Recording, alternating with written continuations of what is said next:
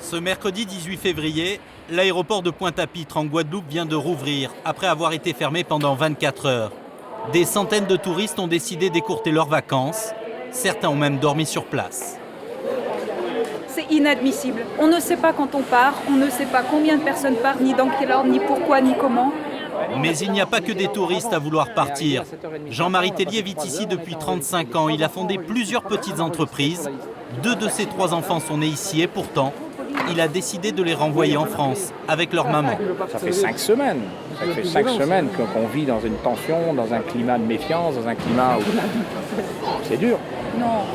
Sa femme Catherine est sur les nerfs. Elle est ici depuis 20 ans, mais maintenant, elle ne se sent plus en sécurité sur l'île. Il y a du bol.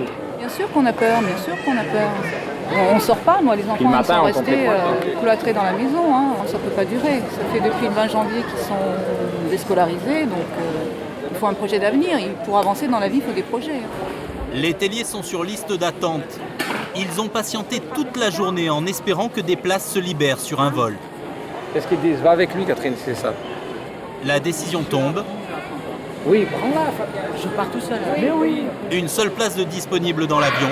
Ce sera pour Fabien, le fils cadet. L'adolescent part chez ses cousins à Paris. Il quitte la Guadeloupe, où il a toujours vécu. Pour Jean-Marie, la pilule est dure à avaler. Difficile de comprendre cette crise qui sépare sa famille. La Guadeloupe, ça reste mon pays. Hein. Ça fait 35 ans que je suis là, donc c'est chez moi aussi. Hein. Je suis arrivé petit, j'ai mes enfants sont nés ici. J'ai une entreprise avec des salariés qui ont plus de 20 ans de boîte avec moi.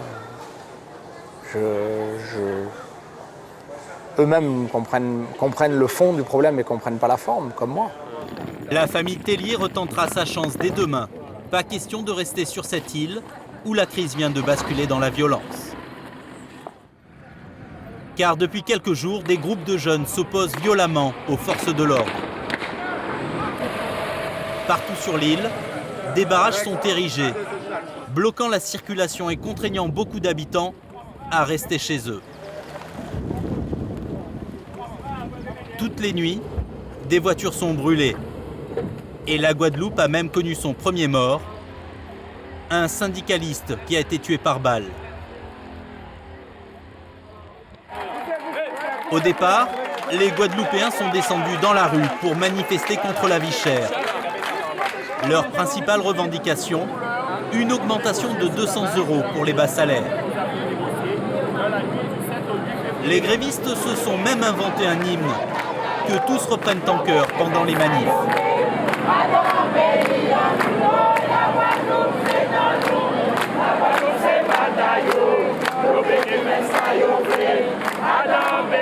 Si certains Blancs veulent aujourd'hui quitter la Guadeloupe, c'est parce qu'ils se sentent visés par cette chanson.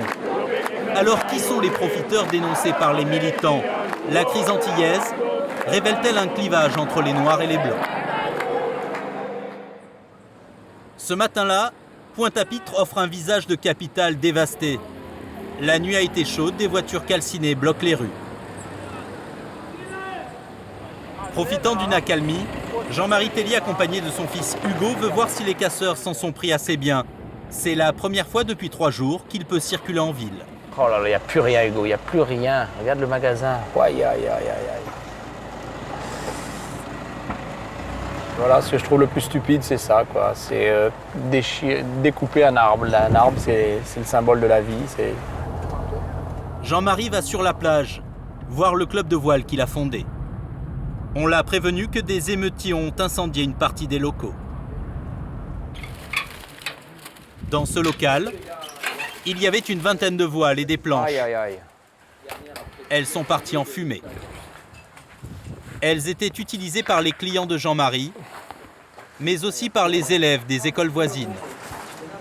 Hugo, t'as vu ça? Voilà une planche. Ça, c'est une planche, ça. C'est ce qui reste. Voilà une planche à voile. La housse est là, et la planche. La planche. C'est de la mousse. Oh, et Yves, il n'y a plus rien là. C'est un outil qui a été subventionné par la collectivité guadeloupéenne, sur lequel il y a des actions sociales. On fait de l'école de voile. Je veux dire, non, je ne comprends pas. C'est ahurissant, c'est ahurissant. Bilan du préjudice, de 20 000 à 30 000 €. Et plus de planches à voile pour les enfants du quartier. Si Jean-Marie Tellier peut se déplacer librement aujourd'hui, c'est que la plupart des barrages ont été levés pour permettre aux Guadeloupéens de se rendre à une manifestation. Oui, qu'a fermé. Pas inquiété, oui. Yop. Il ferme, nous ici plage. Jean-Marie Tellier parle créole couramment. Il comprend les revendications sur la vie chère, mais c'est la fameuse chanson des manifestants qui lui pose problème. Dans la chanson, la Guadeloupe c'est en nous, la Guadeloupe c'est pas taillot, la question est, qui est yo? D'accord? En créole, nous on demande, qui moun ki yo? Qui moun ki yo? Yo, est-ce que yo c'est nous? Est-ce que yo c'est nous blancs? Qui moun ki yo? Alors moi si je vais sur le barrage et je parle avec eux, je dis, et même à mes ouvriers, je leur dis qui moun ki yo? Mais Jean-Marie, pas inquiété, que moi je suis yo. Donc effectivement, mais c'est délicat quoi, c'est difficile de savoir. Alors qui les manifestants visent-ils dans cette chanson? Les blancs? Les patrons? Pour le savoir, nous nous arrêtons à ce carrefour tenu par les grévistes. Hier encore, ces jeunes cagoulés empêchaient les voitures de passer. Aujourd'hui, ils font la circulation. Et nous ne sommes pas des racistes, on aime tout le monde. On aime tout le monde. Les blancs, les noirs, les marrons, les cacos, les tout. Nous ne sommes pas des racistes, on ne fait rien contre les gens. On manifeste simplement nos droits, tout simplement. Bien. Jimmy est le boss sur ce barrage. Dans le civil, il dit être vigile. Ce qu'il réclame, c'est un meilleur partage des richesses. Il n'y a pas de racisme entre nous, il n'y a pas de clivage entre blanc et noir, mais ça n'a rien à voir. Juste en tant que Guadeloupéens, qu'on puisse nous respecter, nous donner aussi nos vraies valeurs. Quoi. Rien ne nous appartient ici. Ça appartient aux béquets, aux descendants des colos, et qu'on a envie aussi qu'on nous respecte. Quoi. Les béquets, ce sont les descendants des colons du temps de l'esclavage. Ils détiennent une grande partie du pouvoir économique aux Antilles. La plupart d'entre eux vivent en Martinique, à une demi-heure d'avion de là. Fort-de-France, la capitale. Ici aussi, c'est la grève générale. Et ici, les béquets sont encore plus clairement dans la ligne de mire des manifestants.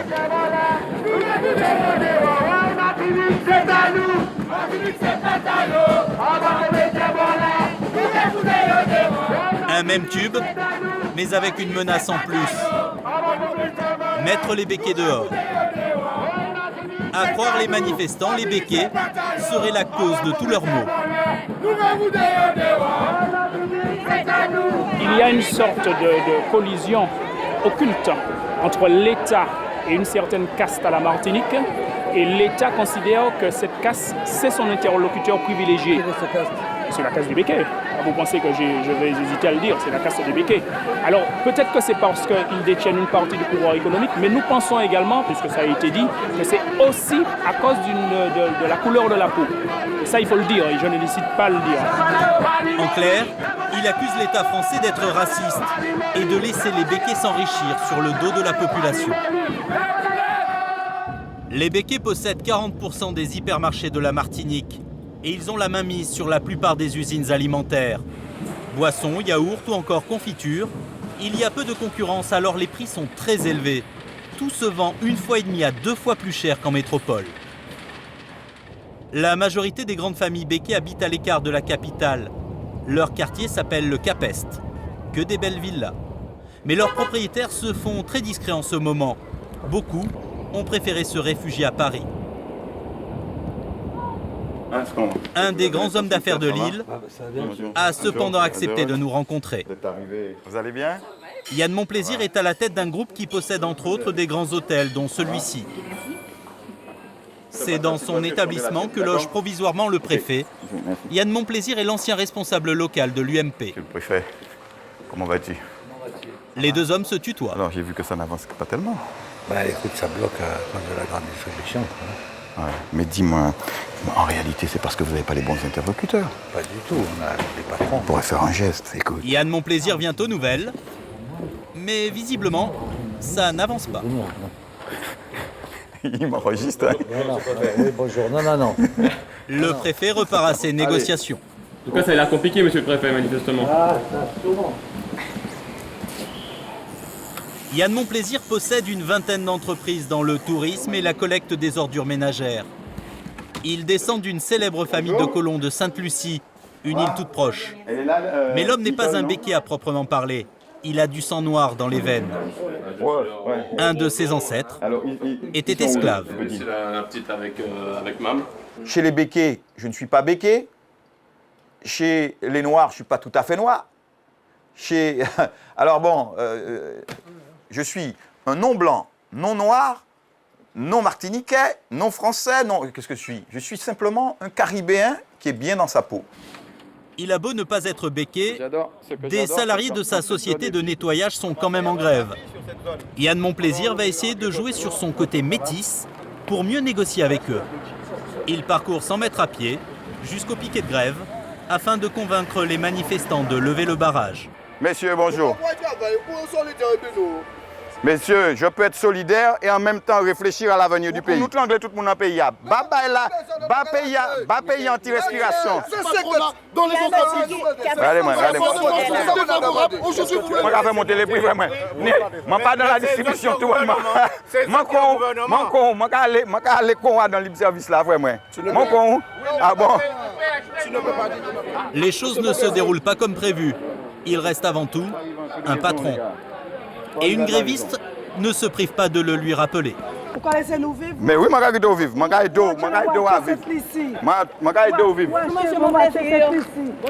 Bonjour, comment va Gabi? Ça va et toi? Bien. Mais peut-être c'est la répartie, hein? Parce que là où nous avons l'indépendance ici, on ne va pas arrêter, puis on va prévenir nous. On ne va pas manger zeb, hein? On ne va pas manger zeb, on va dire ça franchement. Là où on va savoir côté pour aller.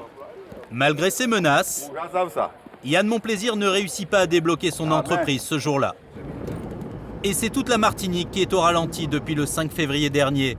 Beaucoup de commerces sont fermés, idem pour les administrations.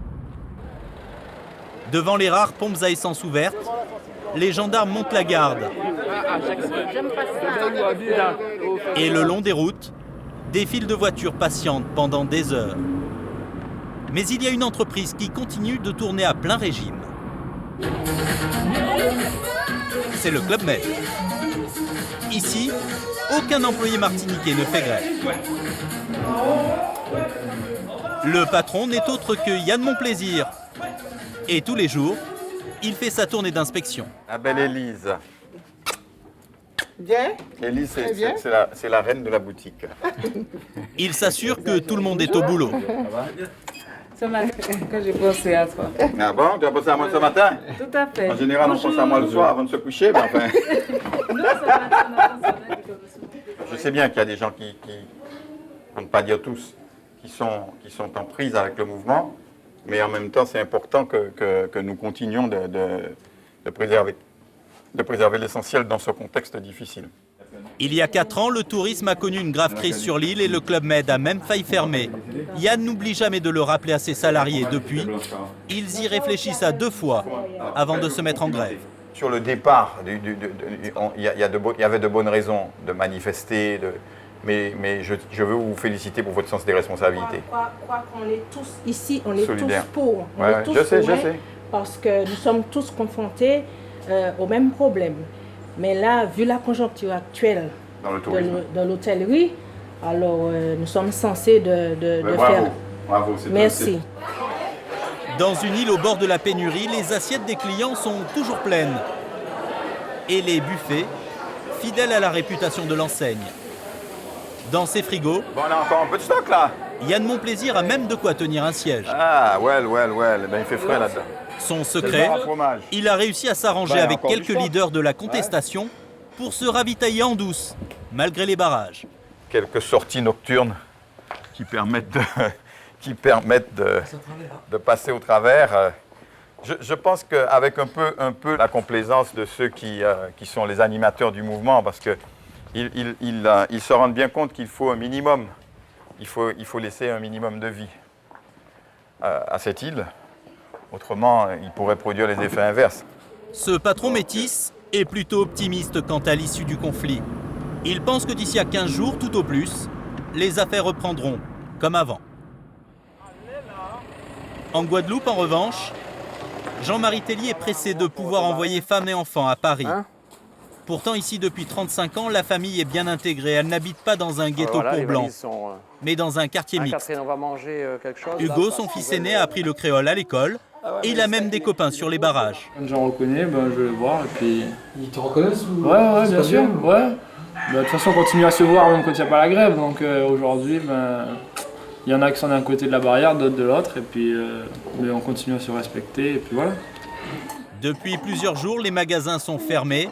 Impossible de s'approvisionner. Alors au menu à midi, c'est hamburgers surgelés pour tout le monde. Tout ce qui était congelé, plus rien. Plus de viande. Plus de vin, messieurs. Après le déjeuner, Catherine boucle une nouvelle fois sa valise. Finalement, Jean-Michel a décidé que son fils aîné pouvait rester avec lui. Hors de question pour lui de tout abandonner. Aujourd'hui, j'ai 46 ans. J'ai des entreprises ici, j'ai tout investi ici. Je n'ai rien en métropole. Allez Margot. Les amis de Margot, la petite dernière, sont venus faire leurs adieux. Là, il est allé se coucher là-bas, le chien. Tu es venu pourquoi? Pour dire au revoir à Margot et sa famille. Tu es triste? Un peu, oui. J'aimerais bien partir avec elle, mais c'est pas grave. T'es sûr? Oui. C'est froid là-bas. Oui, effectivement.